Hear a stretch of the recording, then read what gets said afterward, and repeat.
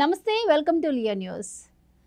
జగన్మోహన్ రెడ్డి ఓటమి పాలైన తర్వాత ఆయన ఏం మాట్లాడుతున్నారో, ఎక్కడ ఉంటున్నారో ఆయనకి అర్థం కాని పరిస్థితి నెలకొంది. మరి 50 రోజుల్లోనే ఆయన పలుమార్లు బెంగళూరు వెళ్ళడం, ఢిల్లీ వెళ్ళడం మనం చూసాము. అయితే నిన్న ఢిల్లీలో ధర్నా తర్వాత ఆయన మరి తాడేపల్లి రావడం, ప్రెస్ మీట్ పెట్టడం చూసాం. ఇక మళ్ళీ ఆయన బెంగళూరు వెళ్ళబోతున్నారు అని వార్తలు అయితే వస్తున్నాయి. మరి ఈసారి ఆయన బెంగళూరు పర్యటనలో డీకే శివకుమార్తో భేటీ అవుతారంటున్నారు. అలాగే మొన్న ఢిల్లీలో ధర్నా చేసినప్పుడు కూడా మనం ఇండియా కూటమిని ఆయన ఇన్వైట్ చేయడాన్ని మనం చూసాం. అయితే మరి ఇంకా ఆయన ఎన్డీఏ కూటమికి దూరం అవ్వబోతున్నారా అన్న వార్తలు అయితే వినిపిస్తూ ఉన్నాయి. మరి ఈ నేపథ్యంలో ఆయన తీసుకునే డెసిషన్స్ ఏంటి, అసలు ఆయన ఆలోచన ఏంటి, మరి ఆయన ఫ్యూచర్ ఏంటి, మరి ఆయన పార్టీ ఫ్యూచర్ ఏంటి, ఇంకా కార్యకర్తలు కూడా ఇప్పటికే చాలామంది కూడా పార్టీలు మారబోతున్నారు అని చెప్పి వార్తలు వస్తున్నాయి. మరి ఆయన కార్యకర్తల పరిస్థితి ఏంటి, ఇవన్నీ కూడా తెలుసుకునే ప్రయత్నం చేద్దాం. మనతో ఉన్నారు సీనియర్ పొలిటికల్ జర్నలిస్ట్ డివి శ్రీనివాస్ గారు.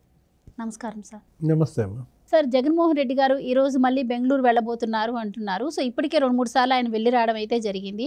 అయితే ఇప్పటికీ మనం చాలాసార్లు విన్నాం డీకే శివకుమార్తో ఆయన భేటీ అవుతారు అని.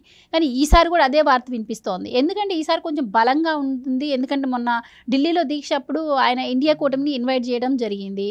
అఖిలేష్ యాదవ్ గారు కూడా వచ్చి మద్దతు తెలపడం కూడా జరిగింది. సో ఈసారి నిజంగానే మరి ఆయన ఇండియా కూటమితో భేటీ అవుతారా, ఆ వైపుగా ఏమైనా చర్చలు జరుగుతాయా అని కూడా వార్తలు వస్తున్నాయి. సో మరి ఆయన తీసుకునే అసలు డెసిషన్స్ ఏంటి సార్? ఆయన నిన్న మాట్లాడటం కూడా చూస్తే ఎంతప్పటికీ కూటమిపై బురదల్లే ప్రయత్నం చేశారు, కానీ ఆయన మాటలు ఎక్కడా కూడా వాస్తవ పరిస్థితులు అయితే కనిపించింది లేదు. సో ఆయన ఫ్యూచర్ ఏంటంటే ఏం చెప్తారు మీరు? జగన్మోహన్ రెడ్డి ఇంకా ఓటమి షాక్ నుంచి తేరుకోలేదా? ఆ ఓటమి హై వోల్టేజ్ షాక్తో ఇలా అటు ఇటు స్థిమితం లేకుండా తిరుగుతున్నాడా, ఏం మాట్లాడుతున్నాడో, ఎక్కడ ఉంటున్నాడో, ఎటు తిరుగుతున్నాడో జనానికి అది ఫజిల్గా మారింది. అతను గందరగోళపడుతున్నాడు, అయోమయంలోకి పార్టీని నెడుతున్నాడు. ఎందుకంటే మనం చూసాం తాడేపల్లి ఆయన కట్టుకున్న ప్యాలెస్ స్థిరంగా 4 రోజులు అందులో లేడు. పులివెందులు వెళ్ళిపోయాడు. పోనీ పులివెందుల వాళ్ళ సొంత ఊరు, వాళ్ళ సొంత నియోజకవర్గం, ఆయన గెలిపించారు. అక్కడ 3 రోజులు ముళ్ళ మీద ఉండి మళ్ళీ బెంగళూరు వెళ్ళిపోయాడు. బెంగళూరు నుంచి ఢిల్లీ అన్నాడు, మళ్ళీ ఢిల్లీ నుంచి తాడేపల్లి వచ్చి ఇప్పుడు మళ్ళీ బెంగళూరు అంటున్నాడు. 1 రోజుల్లో బెంగళూరు 3 సార్లు వెళ్ళాడు. ఇప్పుడు బెంగళూరు అసలు ఇంతకుముందు ఆయన ఉండేది బెంగళూరే కాదనం. కాకపోతే ఏంటి, ఇంతకుముందు ఏమైనా విమర్శించాడు, ఇదే జగన్మోహన్ రెడ్డి చంద్రబాబుని, పవన్ కళ్యాణ్ని, వీళ్ళేదో వలస పక్షులు, వీళ్ళు ఎక్కడో వేరే రాష్ట్రంలో ఉంటారు, తాను ఇక్కడేదో ఉంటున్నాను అని వీళ్ళు చేసిన విమర్శలు ఇవాళ జనానికి గుర్తొస్తాయి. కర్ణాటకలకి వెళ్ళటం ఏంటి, బెంగళూరులో ఆయన ఉండటం ఏంటి, ఢిల్లీలో ధర్నా చేశాడు, అఖిలేష్ యాదవ్ వచ్చాడు. అఖిలేష్ యాదవ్తో చర్చలు డీకే శివకుమార్కి తెలియజేయడానికి వెళ్తున్నాడా? అతను ఇండియా కూటమిలో ఉంటాడా, చేరతాడా? నిన్న వచ్చిన వాళ్ళంతా ఇండియా కూటమి పక్షాలు వచ్చాయి. అక్కడ తమిళనాడులో ఒక నాయకుడైతే ఇండియా కూటమిలోకి ఆహ్వానించాడు. ప్రసంగంలో మాట్లాడుతూ జగన్మోహన్ రెడ్డిని నేను ఇండియా కూటమిలోకి ఆహ్వానిస్తున్నానని అక్కడ ఇండియా కూటమి భాగస్వామి పక్ష నాయకుడు ఒకళ్ళు ఆహ్వానించినప్పుడు మరి అది బీజేపీకి కన్నెర్ర అయితే జగన్మోహన్ రెడ్డి జైలుకి వెళ్తాననే భయమా? ఒక భయం కనపడుతుంది ఈ మాటల్లో, ఈ తిరుగుళ్ళలో. అధికారం పోయింది కాబట్టి ఇక నేను బయట ఉండలేను, నా బెయిల్ క్యాన్సిల్ అవుతుంది, ఇవాళ కాకపోతే రేపు నా బెయిల్ క్యాన్సిల్ అవుద్దనే భయం కనపడుతుంది. ఎందుకంటే ఇది ఒక చర్చ. ఒక ఆర్థిక నేరస్తుడు, 12 సిబిఐ ఛార్జ్షీట్లు, 9 ఈడీ ఛార్జ్షీట్లు ఉన్నటువంటి ఇతను 12 ఏళ్లుగా బెయిల్పై ఉండటం ఏంటి అని న్యాయ వ్యవస్థను ప్రశ్నిస్తున్నారు. తెలంగాణ హైకోర్టు నిన్న ఆదేశించింది ఏమని, డే టు డే ఎంక్వైరీ, రోజువారీ విచారణ జరపమని. ఇప్పుడు బెయిల్ క్యాన్సిల్ అవుద్దని, లేకపోతే కోర్టు వాయిదాలకు వెళ్లాల్సి వస్తుందనే భయంతో అటు ఇటు తిరుగుతున్నాడా? అసెంబ్లీకి ఎందుకు వెళ్ళలేదు?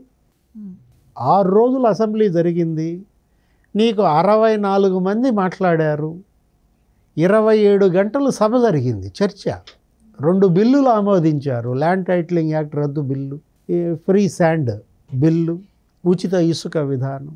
మాట్లాడచ్చు కదా దానికి వెళ్ళి ఆయన. ఇప్పుడు అతను వెళ్ళకపోగా మిగతా 10 మందిని వెళ్లకుండా చేశాడు. వీళ్ళందరినీ తీసుకుని వెళ్ళి ఢిల్లీ ధర్నా చేశావు.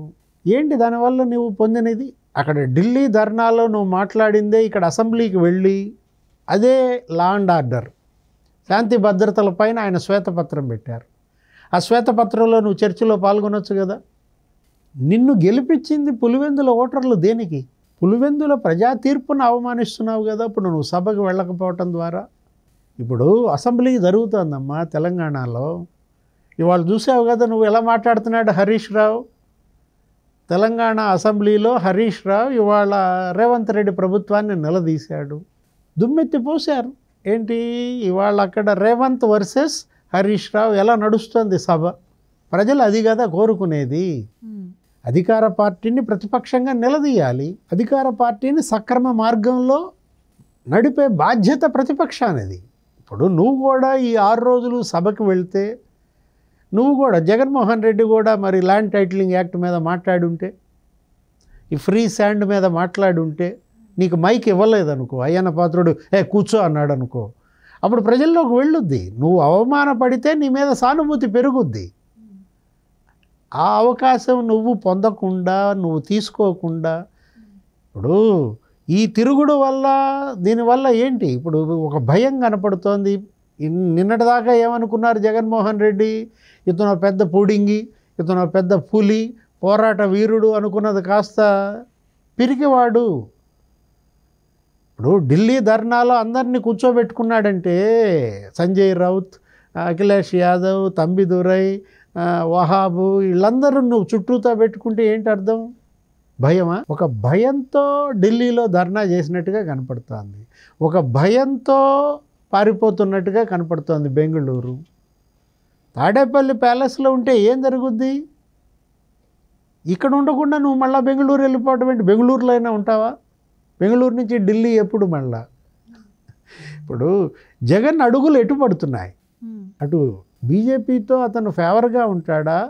ఆ 11 మంది రాజ్యసభ సభ్యులు బీజేపీకి బిల్లులు ఆమోదిస్తారా? లేకపోతే ఇండియా కూటమితో అతను కలుస్తున్నాడా? రాహుల్ గాంధీతో భేటీ ఎప్పుడు? యాంటోనియో మైనో ఏమంటోంది? యాంటోనియో మైనో ఓకేనా? ఇప్పుడు ఏదో సినిమాలో పద్మావతి ఓకేనా అని అంటాడు.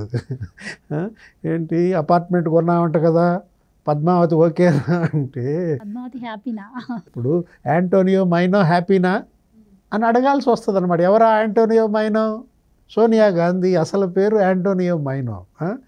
ఆమె పాత పేరు తీసి ఆమె అప్పుడు ఇటలీలో స్టివార్ట్గా పనిచేసిందని, అప్పుడు రాకుమారుడుగా ఉన్నటువంటి ఇందిరాగాంధీ కొడుకు రాజీవ్ గాంధీకి వలేసిందని, ఆ పెళ్ళి అలా చేసుకున్నారని చిలవలు పలవలుగా నీ మీడియాలో ఆమె పైన దుష్ప్రచారం చేశారే, బురద చల్లారే. జనానికి ఎవరికీ తెలియని సోనియా గాంధీ పేరు నువ్వు బయట పెట్టావు. నీ మీడియా ఆ రోజు దుమ్మెత్తి పోసింది. అసలు నీ తండ్రిని ఆమె చంపించింది అన్నావు. రిలయన్స్ సోనియా కుమ్మక్కై రాజశేఖర రెడ్డిని చంపించారని ఇదే జగన్మోహన్ రెడ్డి చేసిన ఆరోపణలు. ఇప్పుడు మరి రాహుల్తో కలుస్తాడా? ఇప్పుడు షర్మిల దుమ్మెత్తి పోస్తుంది. ఏమని? ఇవాళ కూడా ఆమె ఏదో ట్వీట్ చేసింది. మణిపూర్ అల్లర్ల గురించి మాట్లాడిన కాంగ్రెస్ పార్టీ ఆంధ్రప్రదేశ్లో రషీద్ హత్య మీద ఎందుకు మాట్లాడలేదు అన్నాడు. రౌడీ షీటర్ హత్య గురించి మేము మాట్లాడేది ఏంటని చెల్లి అడుగుతోంది. ఇప్పుడు ఇవాళ నీకు సమాధానం చెప్తోంది నీ చెల్లి. నువ్వు నీ చెల్లితో నువ్వు సమాధానం చెప్పాల్సింది పోయి, ఇప్పటికైనా జగన్మోహన్ రెడ్డి తప్పెక్కడ జరిగింది, తన వైఫల్యం ఏంటి, కుటుంబంలో వైఫల్యం, అది సరి చేసుకో. చెల్లితో పంచాయతీ సెట్ అయితే మొత్తం సెట్ అయిపోద్ది. ఇప్పుడు ఇవాళ నీ ఓటమికి ప్రధాన కారణం 50% ఓటు నుంచి 40% ఓటుకి నువ్వు పడిపోవడానికి కారణం నీ 10% ఓటు అమ్మాయి ఎత్తుపోయింది. మళ్ళా షర్మిల ఎత్తుకెళ్ళిపోయిన ఆ 10% ఓట్లు నీకు రావాలంటే షర్మిలతో ఆస్తుల పంచాయతీయా, పదవుల పంచాయతీయా, తల్లితో పంచాయతీ ముందు అది తెలుసుకుంటే. మీరు అన్నట్టు ఇప్పుడు ఏం చేస్తున్నాడో, ఏం మాట్లాడుతున్నాడో, ఎక్కడుంటున్నాడో అర్థం కావట్లేదని మనం చెప్పుకున్నాము. ఇప్పుడు మనం చూస్తే ఇండియా కూటమిని ఆహ్వానించాడు ఢిల్లీలో దీక్షకి. మరోవైపు చూస్తే రాజ్యసభలో బీజేపీకి మద్దతు అని చెప్పి వాళ్ళు అడగకపోయినా లెటర్ రాసిన సందర్భం మనం చూసాము. సో ఇప్పుడు ఆ 2 పడవల మీద కాళ్ళు పెడుతున్నారు అంటున్నారు. అది ఎంతవరకు కరెక్ట్ అంటారు? ఆ మాట నిజమే? మునిగిపోతాడు. ఇప్పుడు ఏదో ఒక పడవని నమ్ముకుంటే ఆ పడవ ఎట్టగొట్ట ఒడ్డును చేరుస్తుంది. నువ్వు 2 పడవల మీద కాళ్ళు వేస్తే, ఇప్పుడు నువ్వే అన్నావు కదా జగన్ మునిగిపోవడం ఖాయం. జగన్ మునిగిపోవడంతో పాటు జగన్ పార్టీని కూడా ముంచేస్తున్నాడు. అతన్ని నమ్ముకుని ఇవాళ ఈ 10 మంది ఎమ్మెల్యేలు రాజకీయం చేసే పరిస్థితి లేదు. ఇవాళ కాకపోతే రేపొద్దునైనా ఆ 10 మంది ఎమ్మెల్యేలు సభకి వెళ్తారు. ఆ 10 మంది ఎమ్మెల్యేలు జగన్కు దూరం అవుతారు, జగన్ పార్టీకి దూరం అవుతారు. తెలుగుదేశంలో చేరతారా, జనసేనలో చేరతారా, బీజేపీలో చేరతారా? ఇవాళ జగన్మోహన్ రెడ్డి డిఫెన్స్లో పడ్డాడు. తన భవిష్యత్తు ఏంటో తెలియని పరిస్థితుల్లో అగమ్య గోచరంగా కొట్టుమిట్టాడుతున్నాడు, గిలగిల కొట్టుకుంటున్నాడు. Thank you so much. నమస్తే.